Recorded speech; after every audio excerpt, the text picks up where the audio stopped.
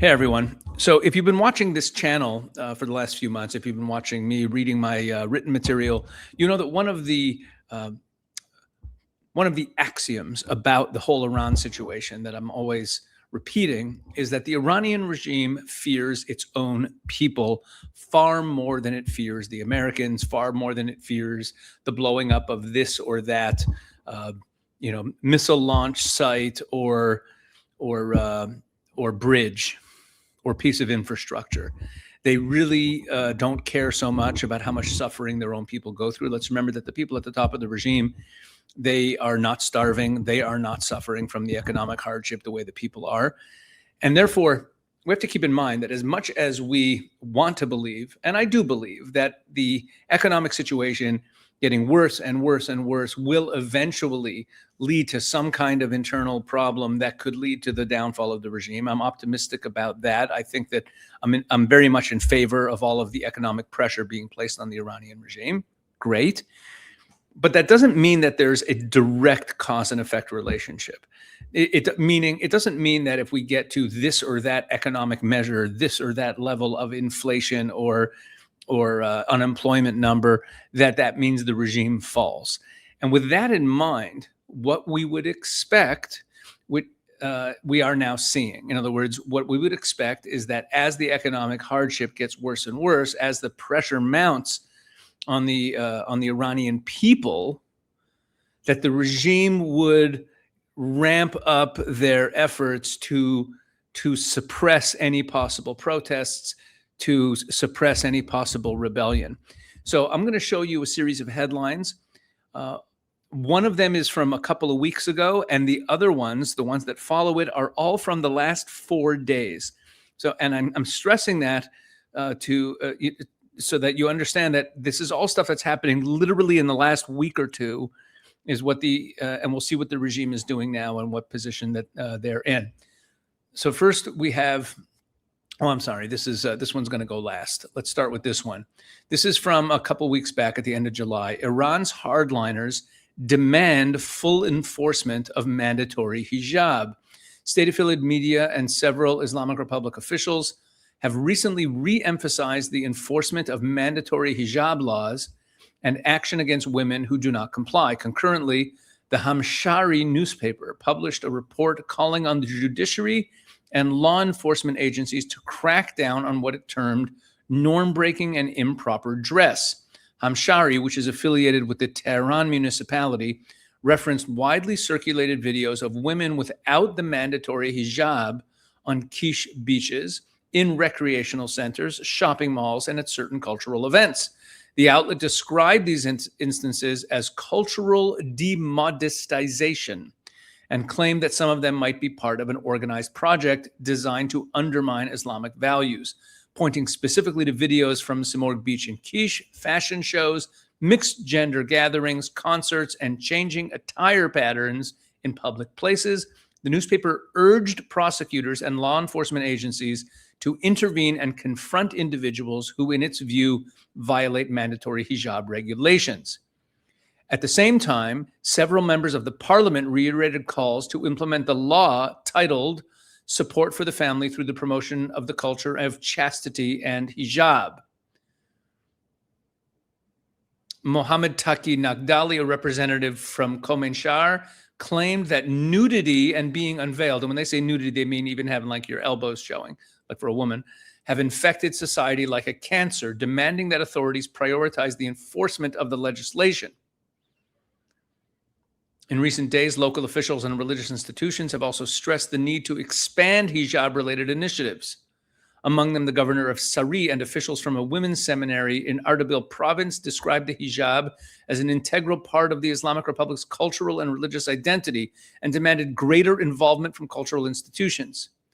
These positions come as the practical implementation of the chastity and hijab law that was referred to before remains stalled despite its passage in 2024.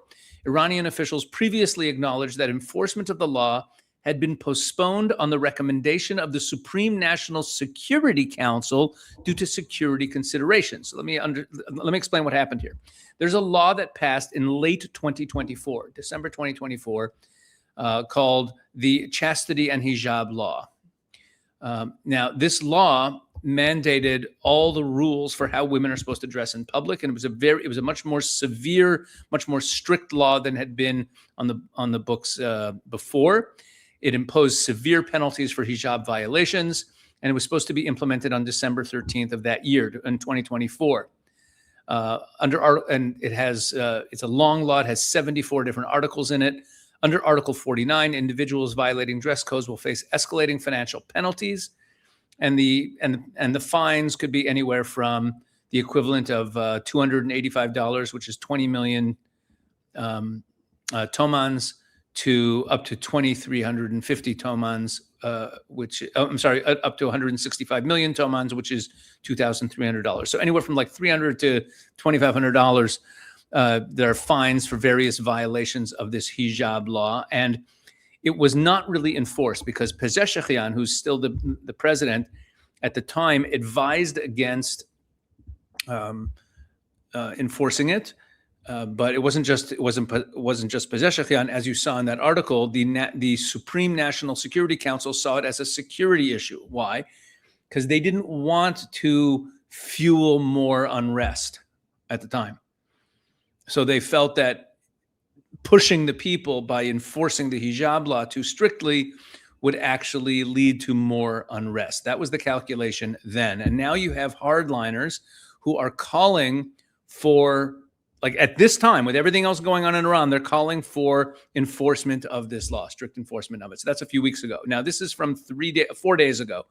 Security by design. Why Tehran is tearing up cobblestones. Check this out. Tehran's municipality is tearing up the cobblestones of the capital's historic pedestrian zones and laying asphalt, a change officials call traffic management, and that architects and urban sociologists read as something older, the redesign of a city to make protest harder. The work, underway in District 12, Baharistan Square and 30 Tier Street, is presented by municipal officials as a routine measure to ease congestion carried out at the request of the traffic police. Now, let's remember, this is a country whose infrastructure is collapsing. There's inflation out the wazoo. Unemployment also going crazy. People don't have food, tremendous hardship, and they're spending money to rip up all the cobblestones and lay down asphalt. These old cobblestones in these old historic districts of Tehran. These pedestrian cobblestone streets are being ripped up, replaced by asphalt. The replacement of segmented paving blocks with continuous asphalt functions in effect as the physical disarmament of the urban environment. Unlike uniform asphalt, cobblestones can be pried loose in a street confrontation, handing demonstrators ready material for barricades or for holding back advancing security forces. Beyond removing potential projectiles, the smooth surface answers the operational needs of motorized units. Pedestrian infrastructure with its uneven paving, varying widths, benches, and street furniture slows vehicles down. Coating these zones in asphalt creates uninterrupted corridors for special forces, water cannons, and high-speed motorcycle patrols. The repaving projects coincide with heightened enforcement against public gathering spaces in central districts, including the sealing of outdoor cafes and removal of street furniture. They're ripping up these beautiful cobblestone paths in historic district that was made pedestrian malls, paving it with asphalt. They're taking away the street furniture in front of cafes. And this is all designed to prevent the protesters from having weapons in their hands, because they could pull up a cobblestone and then they have a weapon. Iran seals, this is also from 4 days ago, Iran seals dozens of businesses in renewed hijab crackdown. Iranian authorities have sealed at least 42 cafes, restaurants, shops, sports clubs, and other businesses across the country in the past 3 weeks over compulsory hijab rules and what officials describe as violations of Islamic norms. And this wasn't happening so much earlier. The closures were reported in at least 17 cities, including Tehran, Mashhad, Yazd, Kerman, Ardabil, and Birjan, and affected cafes and restaurants, women's gyms, shops, and a cultural center. In just 3 weeks, the number of closures has already reached about 22% of the 191 cases that were documented over the entire previous calendar year. Okay, so in just 3 weeks, they've had more than a fifth. Okay, they've had more than a fifth of the number of cases they had the entire previous year. Among the latest cases, an optician in Cayenne was sealed on Wednesday after authorities said customers and employees had failed to comply with compulsory hijab rules. The Yin Yang Cafe in Khomein was sealed over what authorities described as improper hijab and Instagram account, while a women's clothing store called Shabnam Maison in Kerman was also shut. A cafe restaurant in Tehran's Velenyak district was sealed a day earlier. Authorities in Ardabil also closed 3 coffee shops and arrested 16 people in connection with the businesses. Hossein Salari, Ardabil's deputy prosecutor, said inspections of cafes would increase and authorities would act against shops selling clothing that he described as contrary to Islamic law or harmful to public chastity. 3 cafes in Mashhad, Bajnour, and Birjan were sealed on August 10th. Authorities also shut the Jovan Cafe in Minudasht on August 9th and the Argavan Cafe bookstore in Mashhad on August 5th. The enforcement extended beyond cafes. 2 sport clubs in Bougerd were sealed. Authorities shut the bookstore. 4 women's sport clubs were sealed in Yazd, while authorities in Abadeh shut 5 businesses and arrested a cafe operator. In Dezful, a local prosecutor announced the closure of 15 cafes and hookah lounges. Authorities have used terms including failure to observe compulsory hijab, violation of norms, failure to observe Islamic standards, and promotion of indecency to explain the closures.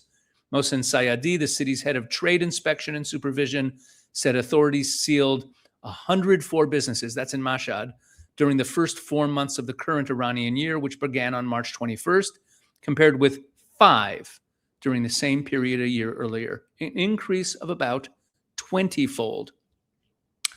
Human rights in Iran said that between July 11th and August 1st, authorities sealed at least 23 businesses, blocked or seized at least 72 social media pages and accounts, and required the operators of 21 pages to public statements pledging compliance. Those affected included bloggers, content creators, athletes, artists, fashion and beauty workers, online businesses, travel agencies, and cafes. So you see, this is my point in showing you all this and reading all the details is to give you the sense that this is spreading, meaning in the last couple of weeks alone, the Iranian regime is intensifying in multiple ways. It's intensifying its crackdown on the population, increasing hijab enforcement, making the public areas that would usually be places where people would gather into places that are less comfortable to gather in, but also removing the cobblestones, for example, removing the furniture, removing things that could obstruct the law enforcement from having a quick crackdown on any gathering. Meanwhile, we have this from 3 days ago. Iran crackdown grinds on with new wave of prison terms. Iranian courts have handed down a new wave of prison terms and other punishments against protesters, activists, and citizens accused of national security offenses as the judicial crackdown that followed January's nationwide protests continues months later. At least 6 people were sentenced in 5 cases reported by the human rights activist news agency on Wednesday and Thursday, that's last week, with punishments ranging from 8 months to 10 years in prison. One 21-year-old student was also sentenced to flogging and exile. Rights groups have documented thousands of arrests since January and raised repeated concerns over denial of access to lawyers, torture, and coerced confessions. Iran Human Rights said that in July, more than 70 January protesters were facing execution in Isfahan Central Prison alone, while the human rights activist news agency, Harana, reported in June that authorities in Zaadan had issued verdicts against 111 people detained during the protests. Homa Taimuri and her husband, Yasser Azadeh, who were arrested at their home during the January protests, have each been sentenced to 5 years in prison. Branch 15 of the Tehran Revolutionary Court convicted Homa Taimuri of assembly and collusion against national security, and also imposed a 2-year travel ban, a 2-year prohibition on social media activity, and confiscation of her phone. Azadeh also received 5 years. That's the husband, did not specify the charges. And Teimouri holds a master's degree in political thought from Tarbiyat Modares University, and Azadeh has a master's in Western philosophy. Maybe that's why they were arrested.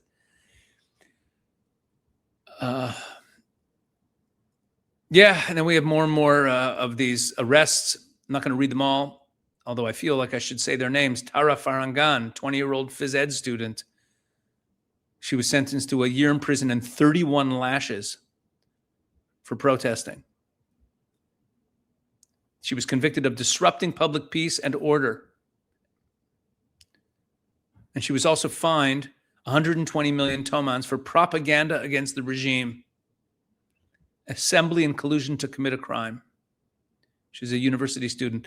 Leila Moalemi, a Mashhad resident held in Vakilabad prison, has been sentenced to 10 years over information she allegedly provided to a media outlet outside Iran during the war. Right, which brings up, well, we're going to get right back to that. Iran's rulers turn attention. This is from 2 days ago. Iran's rulers turn attention to the threat from within. As Iran confronts military pressure abroad and mounting economic strain at home, signs are emerging that the Islamic Republic is increasingly turning its attention to another potential threat, renewed unrest on its own streets. While veteran hardliners are returning to key positions, overseeing forces responsible for domestic repression, cobblestones are being ripped out of the historic pedestrian areas and replaced with asphalt. The return of Hossein Tayyib. Here we go. Well, let's read this. Analysts say the developments against a backdrop of uncertainty over the country's new leadership suggests the state is thinking beyond the current war to the possibility of another confrontation at home. The return of Hossein Tayyib, that's this guy. Lovely. One of the Islamic Republic's most feared security figures to command the Basij is perhaps the clearest signal. Tayyib is known as a guy who cracks down hard. Former CIA Iran specialist Mark Fowler said the Islamic Republic has absorbed severe military damage without collapsing. Quote, surviving is winning for the Iranian regime right now, Fowler told Iran International's Eye for Iran. But survival does not mean stability. With Washington seeking to intensify economic pressure, Fowler said there was no single inflation rate or economic threshold at which unrest became inevitable. It's just a question of who cries uncle first, he said. Authoritarian governments can tolerate considerable hardship among their populations because their leadership is insulated from much of it. Economic hardship does not automatically produce revolt, but the longer it persists, the more consequential the state's ability to contain discontent becomes. Authorities have also put pressure on restaurants and gathering places where Iranians, including women appearing without mandatory hijab, have carved out small spaces of social freedom. And so they've been cracking down on all these public spaces. And then we have this. This is from today, from 12 hours ago, when I'm recording. Iran's new infiltration bill could make ordinary contact a crime. Iranian lawmakers have advanced a sweeping legislation that could send people to prison for speaking to journalists, academic cooperation, and unauthorized contact with foreign embassies, dramatically expanding the conduct security agencies could treat as foreign infiltration. The latest publicly available draft of the law contains 19 articles imposing prison terms, professional bans, and other penalties across journalism, academia, civil society, culture, and communications with foreign individuals and organizations. But if its central provisions survive, the legislation would create an extensive new framework for prosecuting alleged foreign influence as authorities intensify prosecutions over perceived links to foreign governments and media.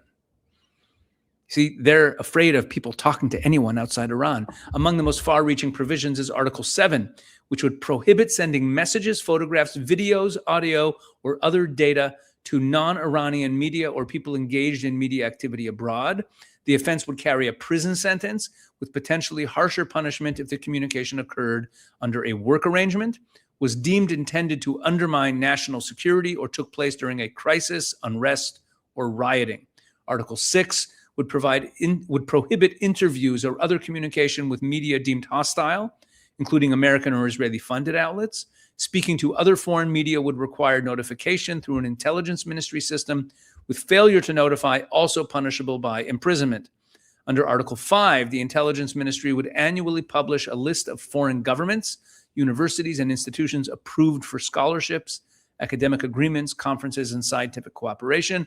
Collaboration with institutions outside that list could bring imprisonment, could sending medical, research, or archaeological samples to them. So people in the fields of academia are now much more limited in who they can collaborate with.